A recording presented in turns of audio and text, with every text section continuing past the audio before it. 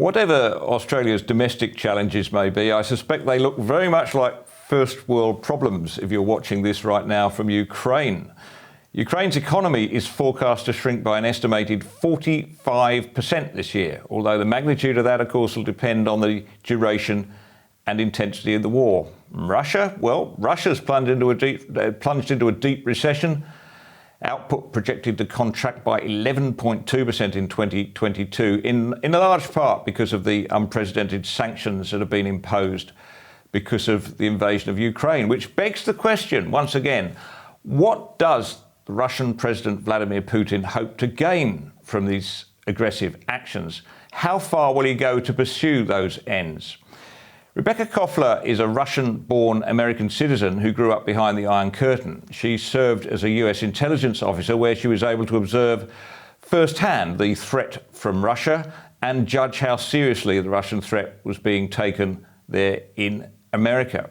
Her book, Putin's Playbook, Russia's Secret Plan to Defeat America, delves into the mind of the Russian president and reveals his ambitions to dominate America and the West. Rebekah joins me now from her home in the state of Virginia. Welcome to Battleground. The last time we spoke, if I recall, the war was very much in its early stages, and while the military had suffered some early setbacks, it seemed to almost everyone that the odds were stacked firmly in Putin's favour. What's changed since then? A lot, Nick. First of all, thank you for having me, and hello to Australians. So the battlefield has really tilted towards Ukraine. Putin's army has proven incompetent in conventional warfare. They're running out of missiles, having fired about 4,000 of them. About 80,000 personnel are either wounded or killed, according to the Pentagon's estimate. And Ukraine unleashed a blistering counter-offensive. So we're in a completely different battlefield situation, Nick, compared to when we talked about last. Well, you studied Putin's particular style of autocracy. How do you think he's reacted to these military setbacks? What's it look like behind the scenes?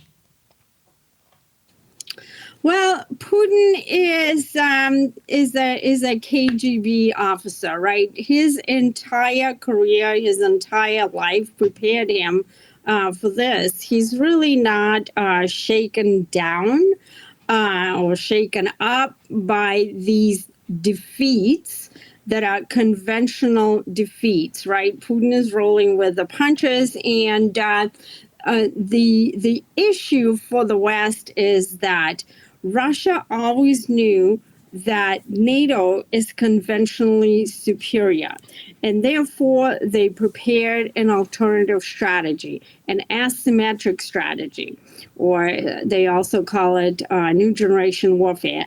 And what's going on right now is Russia is fighting a war that is not necessarily a war against Ukraine, but against an entire Western world, if you will, because the battlefield is not confined necessarily to Ukraine. We've got sanctions levied on the Russians. We've sanctioned every possible oligarch, including and Putin's family.